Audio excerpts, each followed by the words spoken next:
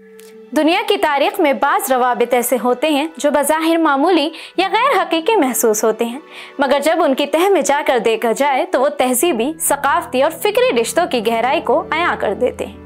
ऐसा ही एक हैरान कुन मगर सच पर मबनी वाक़या ईरान के इनकलाबी रहनुमा इमाम खुमैनी और हिंदुस्तान के शहर बाराबंकी के कस्बे कंतूर के दरमियान ताल्लुक़ का है। जहां ईरान में इस्लामी इनकलाब का सूरज तुलू हुआ, वहीं इसकी एक किरण हिंदुस्तान की गंगा जमनी तहजीब से भी जुड़ी हुई थी। आदाब, मैं हूं आपके साथ आमना फारूक और आप देख रहे हैं आवाज़ दी वॉइस।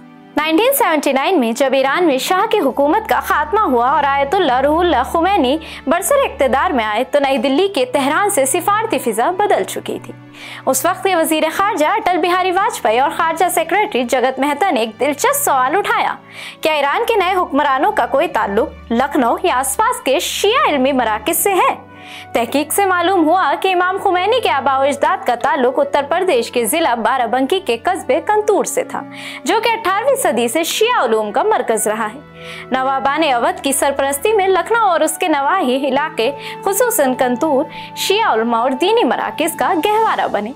इन्हीं इलाकों से ताल्लुक़ रखने वाले उलमा नजफ और करबला जाया करते थे और वहाँ देखभाल के लिए अवध के नवाबों की तरफ से 6 लाख रुपए की इमदादी रकम भेजी जाती थी।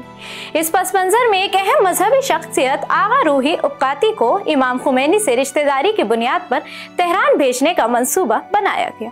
एक आला इख्तियारी हिंदुस्तानी वफद के साथ वो तेहरान रवाना हुए, लेकिन इमाम खुमैनी की तरफ से जो रद्द अमल सामने आया वो सबके लिए काफ़ी हैरान कुन था। इमाम ने आगा उक्बाती को तंबीह आमीज़ लहजे में मुखातिब किया और इस मुलाकात के बाद वफद को बगैर किसी मजीद मुलाकात के वापस लौटना पड़ा।